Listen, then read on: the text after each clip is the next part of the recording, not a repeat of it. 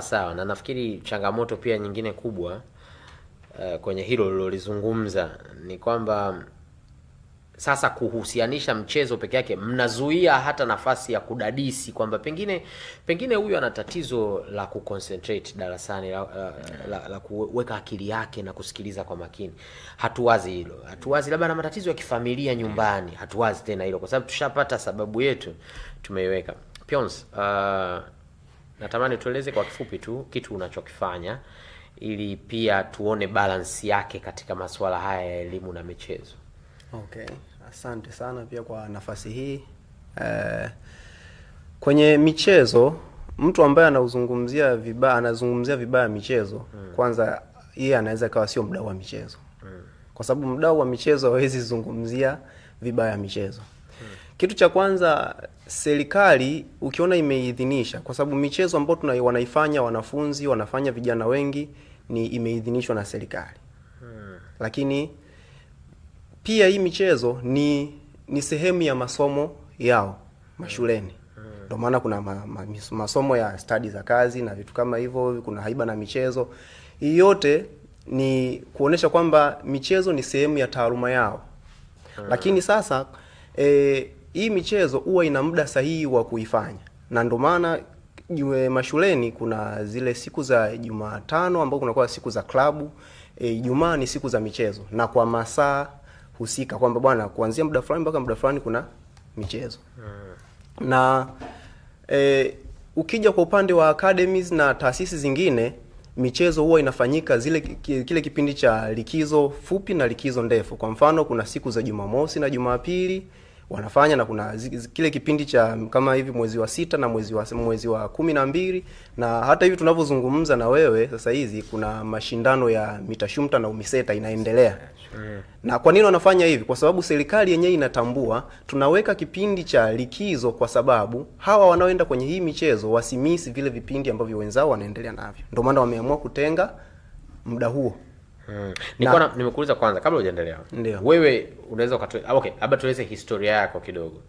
Unafanya nini? Yaani hiyo Jamii Vision inafanya nini na nini ili tuone wewe kama kijana, kama mwanafunzi, kama imekuwaje mpaka kwanza ukawa na taasisi na taasisi yako inafanya nini? Tuone kama wewe unaweza, tunaweza tukapata picha kidogo hapo. Okay.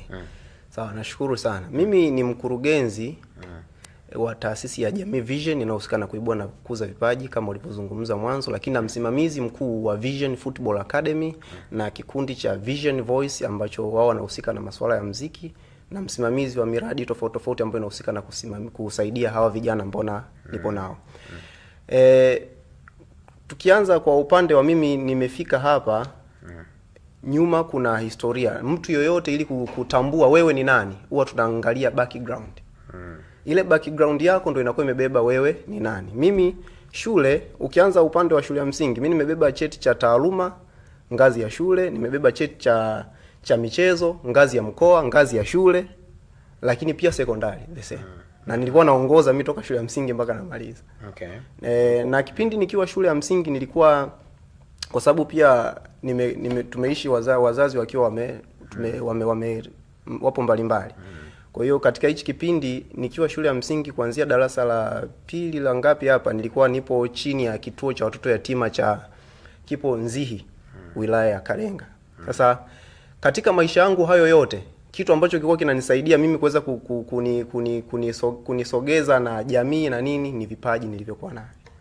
Umeona? Sasa proposal ya kufungua taasisi yangu ya Jamii Vision niliandika nikiwa darasa la 6 ambapo nilikuwa nimeenda kushiriki umiseta mitashumta Mwanza, ilikuwa Butimba. Sasa nilipeleka hii proposal kwa wale wahusika waliokuwepo kama mgeni rasmi na watu walio host yale mashindano pale. Hii proposal ilikuja kujibiwa nikiwa nimemaliza form 4. Nikiwa nacheza Royal Arm ya vijana South Africa ambapo ipo Durban. Sasa lengo la kwenda huko ni nini? Kutengeneza connection na partnership. Lakini nikiwa shule ya msingi, nilikuwa nasoma shule ya msingi Mwenge ambayo ipo Iringa, nilikuwa na kitu kinaitwa Talents Day shuleni. Nipo darasa la 5. Kwa hiyo nilipofika kwenye ile shule, kwa sababu nilihamia baada ya kuja Dar es Salaam, nikarudi tena kule kutokana na timbwini nililokutana nalo huko na wazazi na nini, katakiwa nirudi tena kule. Sasa nilipoanzisha vile vipindi hadi wale watoro wa shule walikuwa wanahudhuria shule. Kwa hiyo ikifika Ijumaa walimu wananikabidhi mimi shule. Nabaki na wale vijana, usafi nini, kila kitu ni juu ya kwangu. Na shule ilikuwa inaenda vizuri. Hauwezi kusikia kuna mtu kapigana, hauwezi kusikia mtu kagomea chochote, na ilikuwa inaenda vizuri. Lakini kwa sababu ya Talents Day, huko kuna watu wanaimba, wanacheza mpira, kuna watu wanadansi, wanafanya nini, na hiyo nilianzisha mimi nikiwa kuanzia darasa la 5. Sasa baada ya kukaa chini na kufikiria, nikiwa nipo darasa la 6 tunajiandaa kwenda kwenye mitashumta, nilifikiria sasa inatokea ninamaliza shule. Je, hawa watu ambao wanaonekana wana muamko na hivi vitu ninawasaidiaje kwa baadaye? Ndo nikaanzisha hicho kitu. Nilianza kwa wazo la kufungua kampuni, lakini baadaye nikaona hapana. Nikaja baadaye, ndio maana taasisi ya Jamii Vision ilianza na jina la Jamii Yangu. Nikaona wazo la jamii yangu watu wanalo wengi. Nikaanzisha hiyo Jamii Vision ambao kwenye mtandao wa Instagram na wapi ilikuwa inapatikana peke yake. Baada ya kipindi cha kwanza hapa kuna mtu akafungua Jamii Vision na usika na masuala ya picha.